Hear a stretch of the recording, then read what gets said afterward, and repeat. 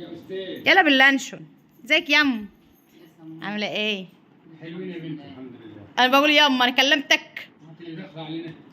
بس دي امي، دي امي ست الحبايب. انت امي ست الحبايب. انت داخله علينا. انا قلت لك ازيك يا ابو حبيب. لسه هتقولي؟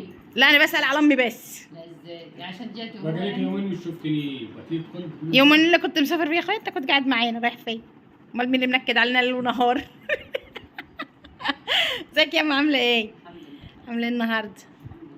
دايما يا غاليه تبقى دايما بايه، بالف حمد والشكر كده. اللي ما بتخش على الحيش كده يما ما شاء الله وشك بينور. اللهم صل على النبي. دي بركات سيدنا النبي محمد عليه الصلاة وبيت الله الحرام. عليه أفضل الصلاة والسلام. سلمي على حبايبك ومتابعيك، عايزين يطمنوا عليكم كل يوم، يقولوا لي يا سموره طمنينا على والدتك. حبايب قلبي ربنا يطمن قلبكم بالذات الحبيب النبي، الصلاة والسلام. ودايما يا رب يطمن قلبكم وعلى آمين. اولادكم بالنجاح وفي كل حاجه حلوه تتمنوها، ربنا يبارك لكم يا رب. كل سنه وانتم طيبين. اتمنوا يا حبايبي كل اللي يشوف ربنا حلو. ما حدش بيعيش بصحته وما حدش بيقدر يعيش طول الحياه، هي كل واحد بياخد له يومين كده. لا ربنا يديك الصحة.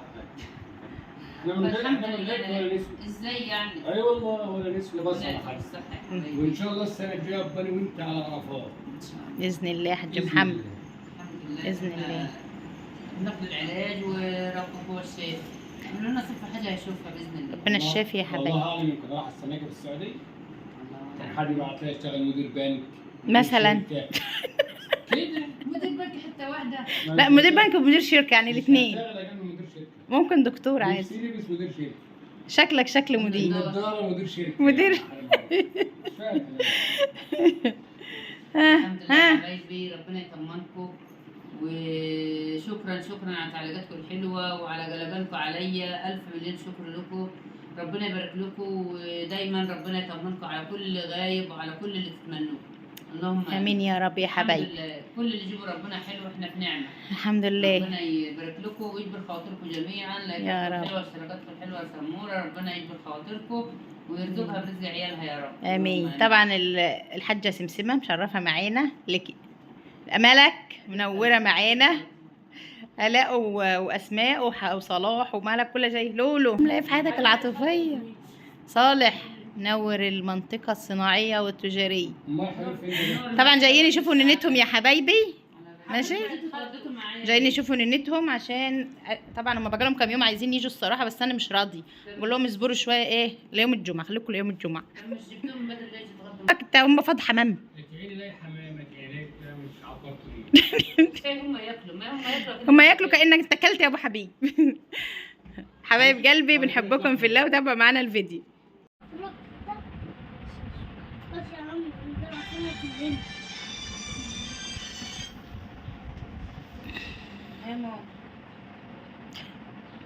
منور منور يا صلوح. ايوه يا ماما. عامل ايه؟ نوريه منورة. منورنا. هخبطك بالتليفون في راسك. عامله ايه؟ لا منورنا جو. عاملين ايه؟ احنا عاملين محشي. الحمد لله. مفيش كرو؟ احنا عاملين محشي. محشي ايه؟ عنب ولا كرو؟ انت عايز تاكل محشي ايه؟ كوش. ولا في كود ولا محشي ولا اي محشي. يلا مع السلامه. السلام عليكم ورحمه الله تعالى وبركاته. ازيكم يا حبايبي؟ عاملين ايه؟ اللهم صل وسلم وبارك على سيدنا محمد. بحبكم في الله وتعالوا معانا نعمل حاجه حلوه جدا سهله وبسيطه، مشروب رائع رائع في الصيف ويرطب على قلبنا. اول حاجه كده يا حبايبي، نوع الفواكه اللي هنستخدمها اي فاكهه متوفره عندك. انا كان متوفر عندي شمام وعندي عنب وعندي بطيخ وكان عندي حته كيوي كده في الفريزر طلعتها هي كمان. اللهم صل على سيدنا محمد وعلى اله وصحبه وسلم. زي ما انتم شايفين كده بنقطع الاناناس او الشمام وبنقطع وبنغسل العنب ونفرفطه وبناخد كده زي ما انتم شايفين البطيخ بتاعنا او البطيخ بتاعنا عشان يتحط في اي عصير لازم ان انت تشيلي منه البذر بتاعه. طيب عشان ما نفعصش الدنيا ونخلي البطيخه بتاعتنا تتهرس مننا، تمام؟ هنشيل البذر ازاي سموره بدون اي مجهود وبدون اي افتكاسات؟ سلاكه اسنان او اي عود خشبي زي ما انتم شايفين كده، وببدا ان انا اطلع كل الايه البذر او اللب اللي داخل البطيخ. اللهم صل على سيدنا محمد وعلى اله وصحبه وسلم. طبعا مش هينفع ان احنا نعمل مثلا بطيخ في عصير، وهنعمل فيه بذر. يعني احنا مش هنقعد طبعا نطلع البذر واحنا بنشرب، مش هينفع خالص. زي ما انتوا شايفين شلت كل البذر كده، وخليت البطيخة خالية من اللب بتاعها، وبدأت ان انا اقطعها برضو مكعبات هي كمان. اللهم صل على سيدنا محمد وعلى آله وصحبه وسلم. طبعا زي ما انتوا شايفين كده احنا هنعملها في ايه يا سمورة؟ ممكن انت تعمليه الكوكتيل ده في عصير بطيخ، ماشي، وممكن انت تعمليه في اي عصير تاني، ممكن عصير جوافة مثلا، لكن انا حبيت ان انا اعمله زي ما انتوا شايفين كده. دي فكرة جديدة. زي ما انتوا شايفينها عبارة عن ايه؟ عن لبن حقيب عادي جدا. باخد منه نص كيلو من اللبن او كيلو على حسب الكمية اللي انت عايزاها او عدد افراد اسرتك. وطبعا بنحط عليها كاسترد. الكاسترد يا حبايبي هو عبارة عن نشا لكن مفعم بالفانيليا بتاعته، يعني عليه روحة الفانيليا. هنا كده زي ما انتوا شايفين بخلي الكاسترد بتاعي يكون خفيف جدا، يعني مش يعمل مهلبية. هو الحليب هيتقل بس هيعمل يعني هيبقى خفيف. خلاص كده. اللهم صل على سيدنا محمد. هبدأ ان انا اغليه على البوتاجاز، وبعد كده هسيبه يبرد نهائي يبرد خالص. طبعا في الحالة دي وهو بيبرد انا باخد تلج واحطه زي ما انتوا شايفين كده، وبحط الفاكهة بتاعتي في الشفشق بتاعي. وبعد لما الحليب بتاعي بالكاسترد بيبرد باخد الحليب واضيفه على الفواكه. خلاص كده. وبألف هنا وشفا طبعا لكل اللي ياكل منه. طبعا حاجة ترطب على قلبك. الصيف ده يا حبايبي محتاج عصاير، وبصوا عايز كده حاجات ترطب على القلب. عذرا سامحوني. بصوا انا بايته عند والدتي، عذرا يا حبايب قلبي، انا بايته عند والدتي الليله. وطبعا والدتي المنطقه بتاعتها فيها ناموس، وانا رشه من الناموس. وطبعا احنا عشان مش واخدين على الرش انا وحبيب، فطبعا تعبانين لان انا اصلا عندي ضيق في التنفس، وحبيب ابني كمان. اللهم صل على سيدنا محمد. بقيت عند والدتك ليه يا سموره؟ والدتي حبايبي كلها يومين ورايحه الحج. يوم الليله ان شاء الله هتروح الحج، يعني الليله الجايه. فانا طبعا حابه ان انا اقضي كل اللحظات مع والدتي زي ما انتم شايفين كده. اللهم صل على سيدنا محمد. هنعمل مع بعض الهريسه اللي هي هريسه الشطه او الدجه، اللي احنا بنحطها على بتنجان، على سمك. بنستخدمها مثلا مع اكله كبسه، بنستخدمها مع اكله باميه.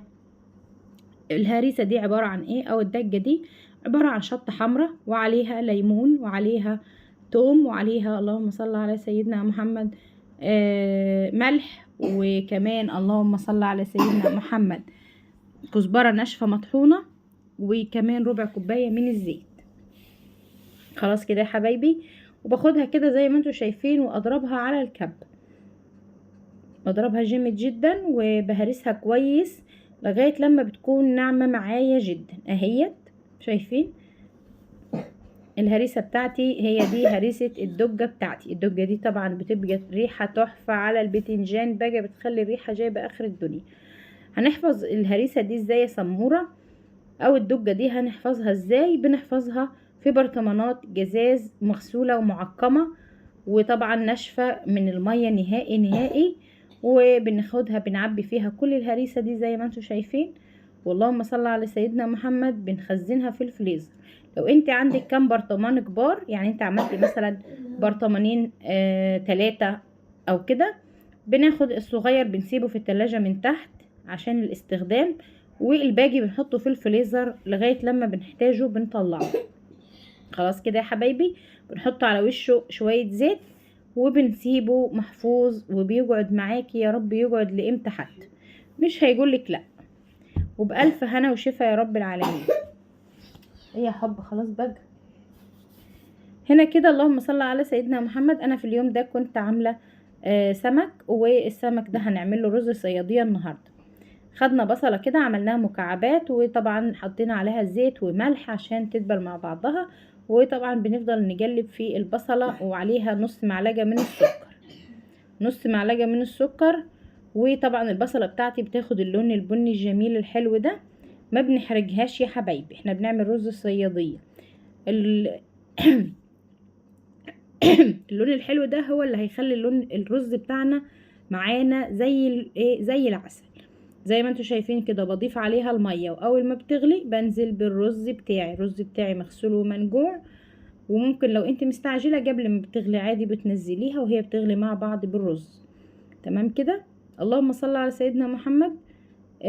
هنا كده حبايبي بنظبط الملح بتاع الرز وبنقلبه في بعضه وبنغطي عليه، ولما المية دي بتنشف بنبدأ ان احنا نهدي عليها عشان يتردد. اللهم صل على سيدنا محمد. هنا كده انا كنت جايبة سمك، طبعا انا كنت جايبة 3 انواع من السمك عشان كل واحد له طلب معين.